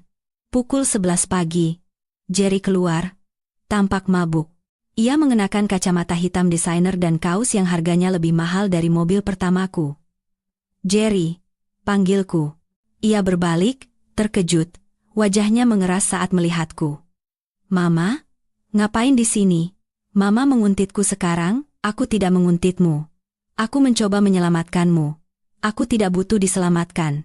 Bentaknya, berjalan menuju Porsche-nya. Aku baik-baik saja. Papa baru saja menunjukku sebagai kepala portofolio wilayah selatan. Jerry, dengarkan aku, kataku, menghalangi jalannya. Ayahmu membohongimu. Perusahaan ini diambang kebangkrutan. Dia mencuri uang untuk mempertahankan gaya hidup ini. Dia menggunakanmu sebagai tameng. Ketika Ditjen Pajak datang dan mereka akan datang namamu yang ada di dokumen. Jerry tertawa. Suara yang kosong dan rapuh. Mama cuma cemburu. Karena papa menang. Dan mama bukan apa-apa. Mama tinggal di tempat kumuh sekarang. Kan? Papa bilang begitu. Aku tinggal dalam kenyataan. Suaraku putus asa. Jerry, tolong. Jangan pergi ke pernikahan besok. Bilang saja kamu sakit. Tetap bersama teman-temanmu. Jangan berada di sisinya saat semua ini terjadi. Kapan? Apa yang akan terjadi? Tanyanya menantang. Mama akan merusak pernikahan? Mama akan membuat keributan? Ya ampun, menyedihkan sekali. Ma, papa bilang mama akan mencoba merusaknya. Ia menyebutku menyedihkan. Amarah memuncak dalam diriku, tapi aku menekannya. Jerry, lihat aku. Aku membesarkanmu. Aku mengenalmu. Kamu bukan seperti ini. Kamu baik dan cerdas. Kamu bukan pencuri. Aku bukan pencuri, teriaknya, wajahnya memerah. Aku pengusaha, seperti papa. Ayahmu itu penipu, teriakku, dan bening itu parasit. Dan jika kamu berdiri bersama mereka, kamu akan tenggelam bersama mereka. Jerry memelototiku. Lalu ia mengeluarkan ponselnya. Aku akan panggil satpam. Pergi. Ia masuk ke mobilnya, menyalakan mesin dengan agresif. Saat ia melaju keluar dari tempat parkir, ia menurunkan jendela dan berteriak, "Jangan datang besok, Ma. Tidak ada yang menginginkanmu di sana. Mama adalah masa lalu." Aku memperhatikannya pergi, hatiku hancur lagi, tapi kali ini, hancur dengan bersih. Aku telah mencoba. Aku telah mengulurkan tangan. Ia menepisnya. Ia sendirian sekarang. Aku kembali ke apartemenku. Hartono sedang menunggu, membuat persiapan terakhir. "Bagaimana?" tanyanya, seolah sudah tahu jawabannya dari wajahku. "Sudah selesai," kataku datar. Dia sudah dicuci otak sepenuhnya. Maka ia akan belajar dengan cara yang sulit, kata Hartono. "Siap untuk besok? Kita sudah punya kode akses proyektor. Polisi sudah diberi pengarahan. Inspektur Haryo akan siaga di lobi pada jam 8 malam. Ya." Hartono memberiku sebuah tas pakaian. "Kalau begitu, kau akan butuh ini." Aku membuka resleting tas itu. Di dalamnya ada setelan, bukan gaun mantan istri yang gila dan putus asa. Setelan tuxedo hitam yang ramping dan dibuat khusus. Yves Saint Laurent. Kuat, elegan, tegas. "Pakai baju zirahmu, Saraswati," kata Hartono. "Besok, kau bukan korban. Kau adalah algojo." Aku menyentuh kain itu. Dingin dan halus. "Terima kasih, Pak Hartono. Istirahatlah," katanya. "Malam ini akan panjang." Aku tidak istirahat. Aku duduk di dekat jendela, memperhatikan lampu-lampu kota.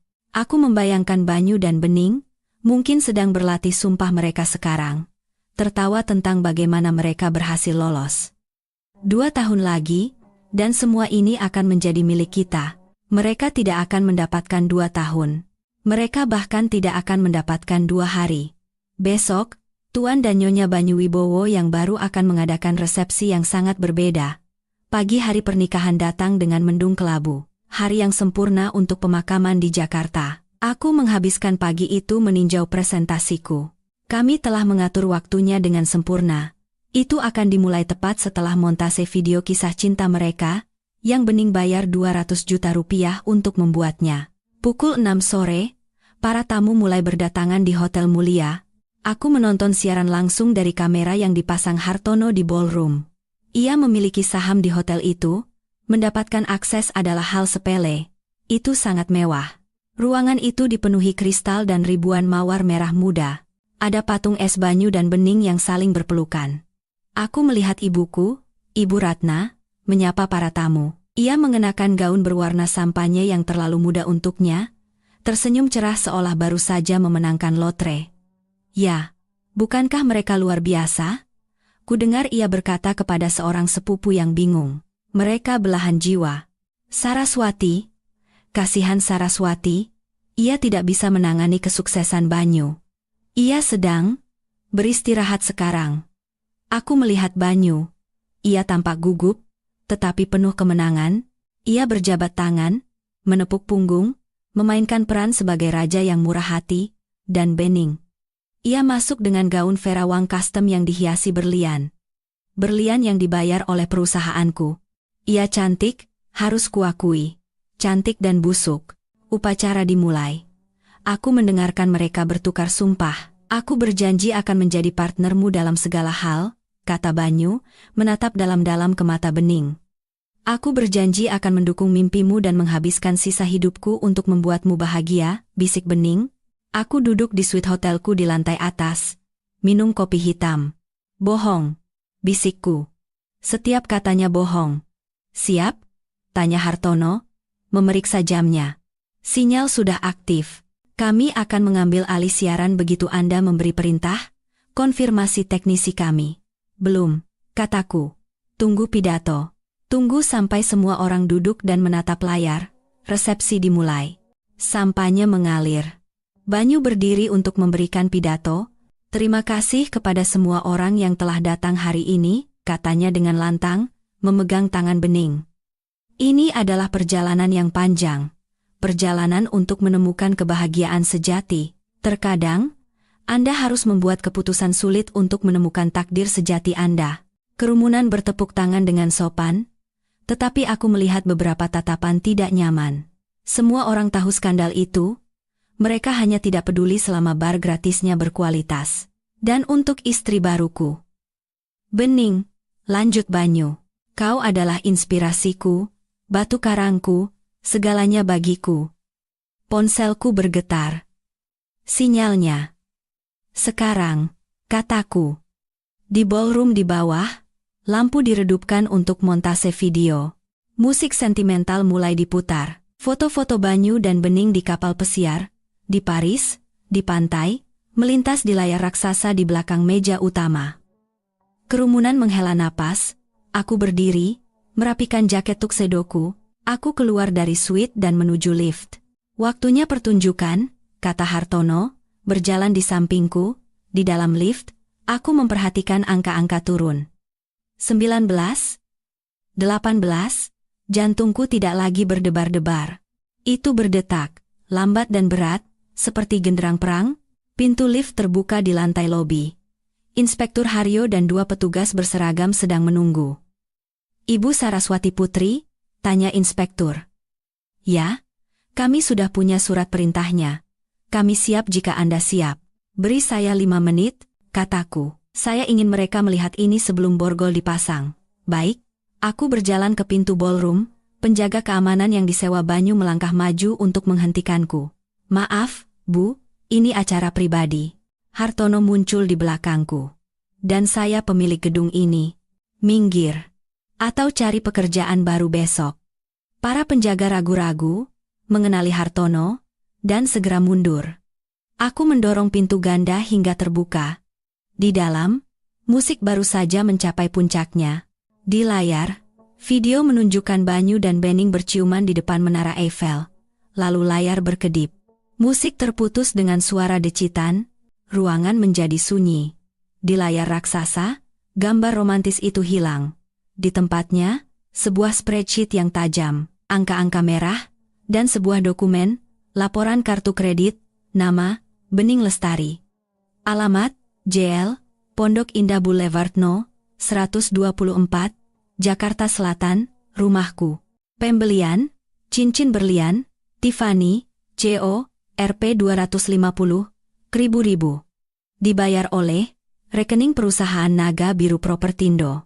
Bisikan menyebar di antara kerumunan. Apa itu? Bening berdiri. Mas Banyu, lakukan sesuatu, matikan itu. Banyu berteriak ke arah stan audiovisual. Hei! Tapi teknisi di stan itu adalah orang kami. Ia tidak mematikannya.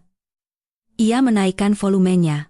Dan suaraku yang sudah direkam sebelumnya menggelegar melalui speaker. Halo, Banyu. Halo, Bening. Kalian ingin reuni keluarga, kan?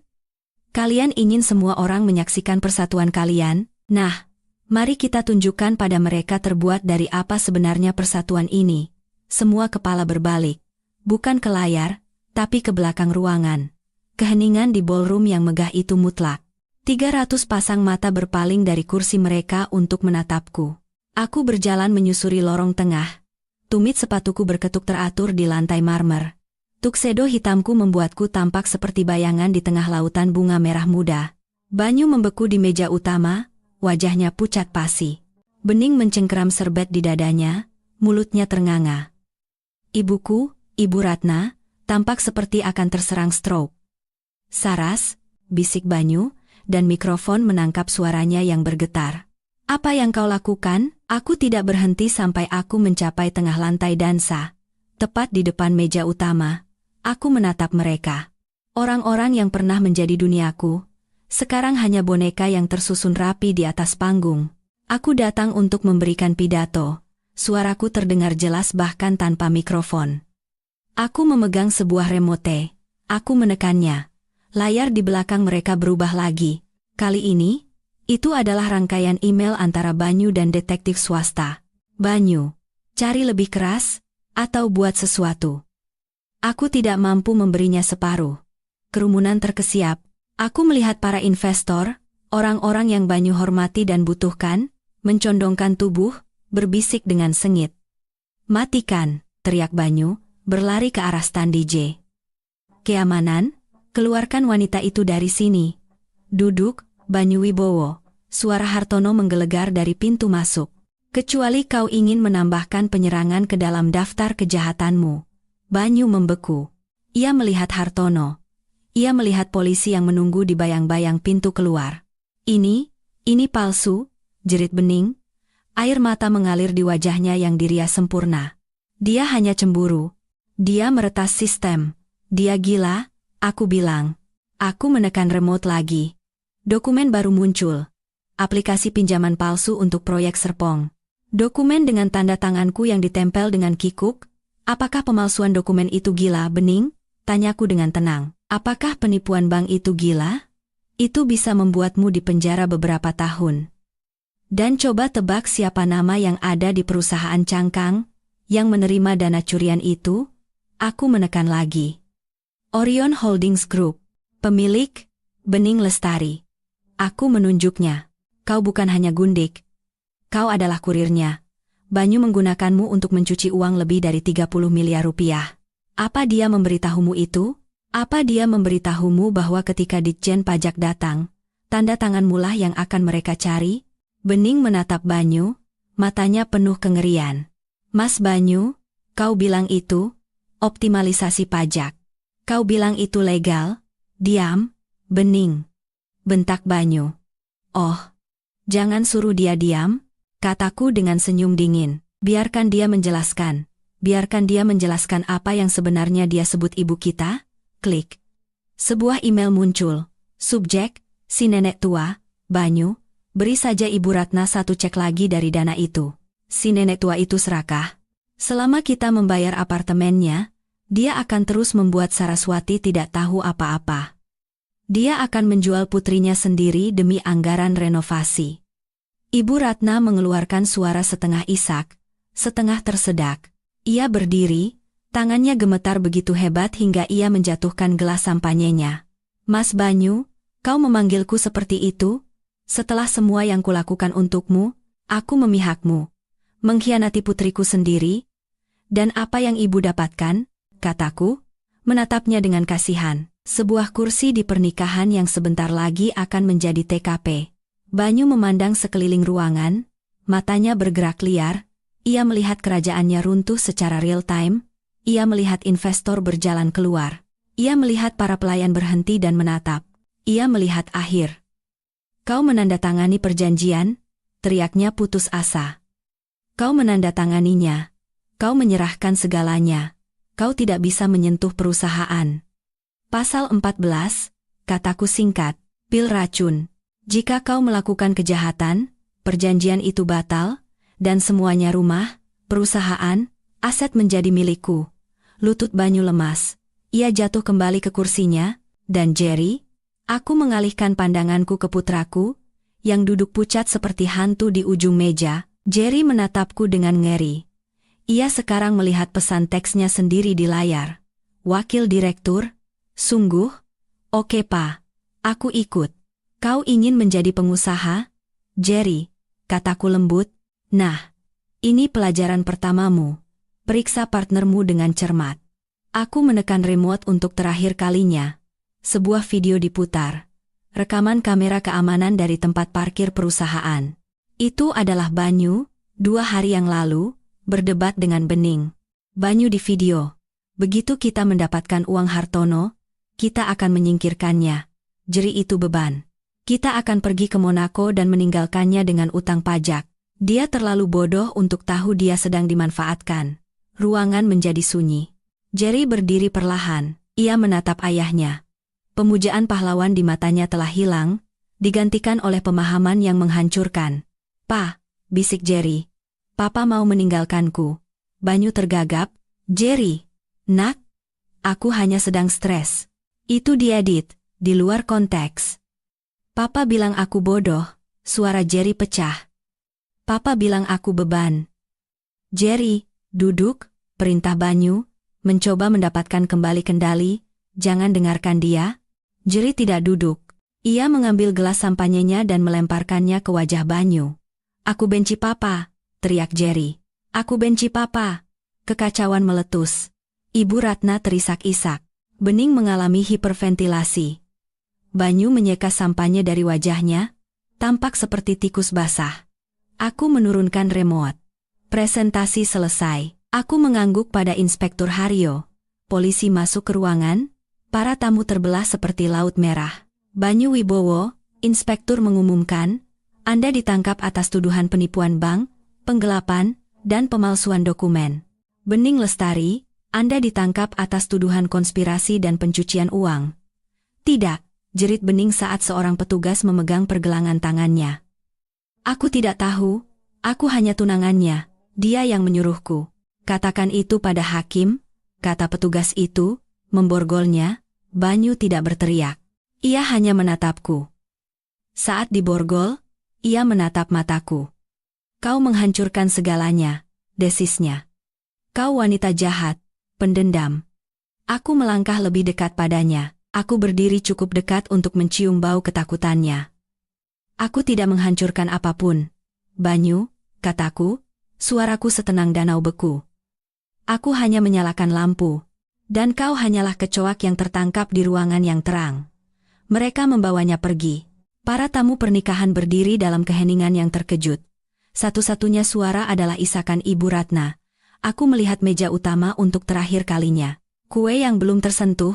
Bunga-bunga yang sempurna. Ilusi itu telah hancur. Aku berbalik ke Hartono. Kurasa pekerjaanku di sini sudah selesai. Luar biasa, kata Hartono, menawarkan lengannya.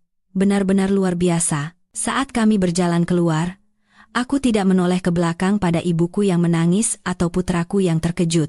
Belum. Mereka mendapatkan apa yang pantas mereka terima.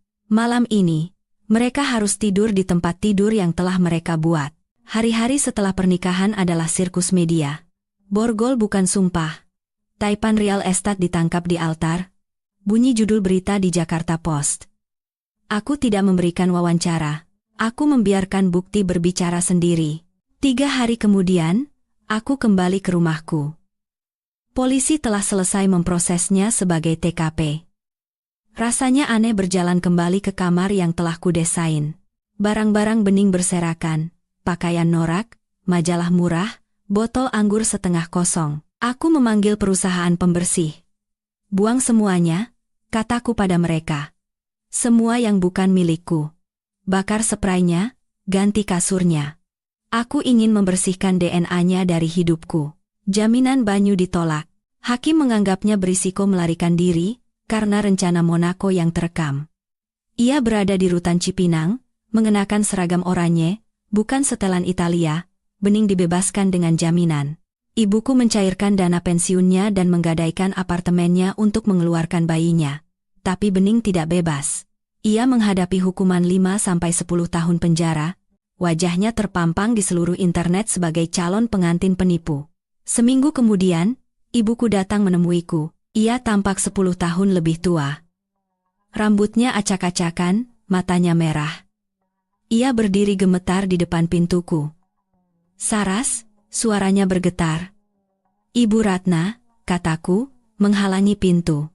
Jangan panggil saya ibu. Bolehkah aku masuk? Dingin sekali. Katakan apa yang ingin ibu katakan dari sana. Ia menggigil. Saras, kumohon, jadilah yang masuk akal. Bening sangat ketakutan. Dia masih anak-anak. Dia tidak tahu apa yang dia lakukan. Banyu memanipulasinya. Bening berusia 38 tahun, kataku dingin. Dia tahu dia tidur dengan suamiku, dia tahu dia menghabiskan uangku, dan dia menandatangani dokumennya. Dia adikmu, raung Ibu Ratna, kesedihannya berubah menjadi racun keluarga yang akrab. Kau tidak bisa membiarkannya masuk penjara. Kau harus mencabut tuntutan. Beritahu jaksa itu adalah kesalahpahaman. Itu bukan kesalahpahaman. Itu kejahatan. Jika kau melakukan ini, bentak Ibu Ratna, kau bukan putriku lagi. Kau menghancurkan keluarga ini. Aku tertawa. Suara yang ringan dan bebas. Ibu Ratna, ibu menghancurkan keluarga ini 20 tahun yang lalu ketika ibu memutuskan Bening adalah sang putri dan aku adalah pelayannya. Ibu tidak di sini untuk meminta maaf. Ibu di sini untuk meminta bantuan lagi. Ibu ingin aku menjadi kambing hitam terakhir, agar Bening bisa bebas. Dia rapuh. Dia penjahat. Dan ibu adalah kaki tangannya. Aku sudah melihat cek-cek yang Banyu tulis untuk ibu, biaya konsultasi ibu dibayar untuk membantunya memanipulasiku. Ibu Ratna menjadi pucat. Aku tidak akan menuntut ibu, Ibu Ratna, kataku. Bukan karena aku mencintaimu, tapi karena aku tidak mau menanggung malu melihat foto mugshot ibuku sendiri. Tapi bagi saya, ibu sudah mati. Jangan menelepon. Jangan datang ke sini. Jika ibu butuh uang, tanyakan pada Bening. Aku berhenti sejenak. Oh, tunggu. Dia bangkrut. Aku membanting pintu di depan wajahnya. Di kamera keamanan, aku melihatnya menggedor pintu, meneriakkan namaku, lalu bahunya merosot. Ia berjalan pergi. Itu menyakitkan, tentu saja. Tapi itu adalah rasa sakit mencabut duri, tajam, lalu lega, dan kemudian ada jeri. Ia tidak menelepon, ia tidak datang. Aku tahu dari sumberku bahwa ia tinggal di sofa teman, karena pihak berwenang telah menyita penthouse dan Porsche-nya. Aku menunggu. Aku tahu ia harus datang kepadaku dengan caranya sendiri. 2 minggu kemudian, ia muncul di kantorku. Ia tampak mengerikan. Kurus, mengenakan jeans dan kaos usang. Tidak ada kacamata hitam, tidak ada kesombongan. Ma? Tanyanya dari ambang pintu. Aku mengangkat kepala dari mejaku. Hai, Jerry. Ia masuk dan duduk di kursi di seberangku. Ia menatap tangannya. Maaf, bisiknya. Aku bodoh. Dia membuatku merasa penting. Dia bilang itu lebih baik daripada kuliah. Dia bilang mama menahanku, dan kamu percaya padanya. Kataku, lembut tapi tegas. Karena itu lebih mudah daripada bekerja. Ya, ia mengakui. Air mata jatuh di jeansnya. Aku melihat videonya. Dia menyebutku beban. Dia akan meninggalkanku. Aku tidak punya apa-apa, Ma. Ia menyeka matanya. Mobilnya hilang, uangnya habis. Aku butuh bantuan. Aku menatap putraku. Aku ingin memeluknya. Aku ingin menuliskan cek untuknya, memperbaiki segalanya.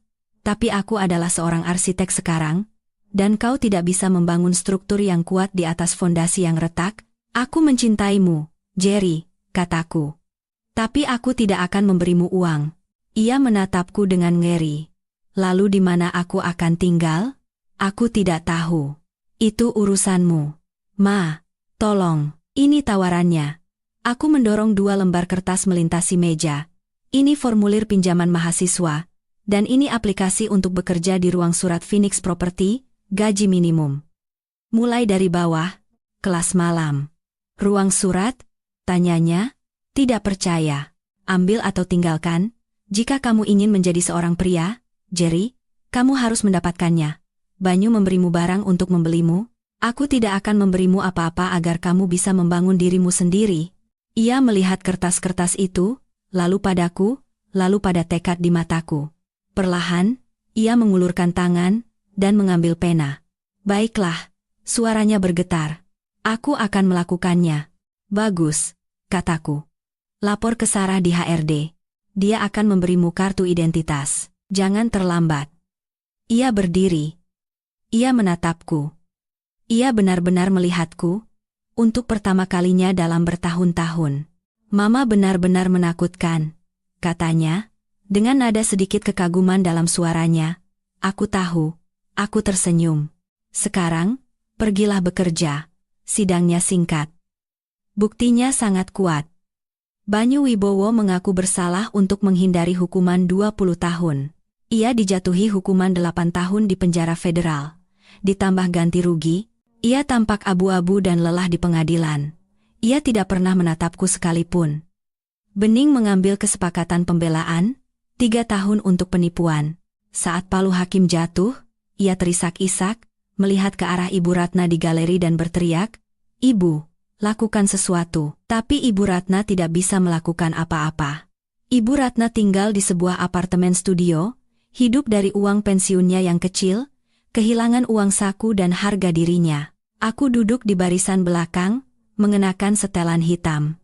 Aku menyaksikan keadilan ditegakkan. Aku tidak merasakan kegembiraan. Aku merasakan kedamaian. Pembukuan akhirnya seimbang. Epilog, 1 tahun kemudian.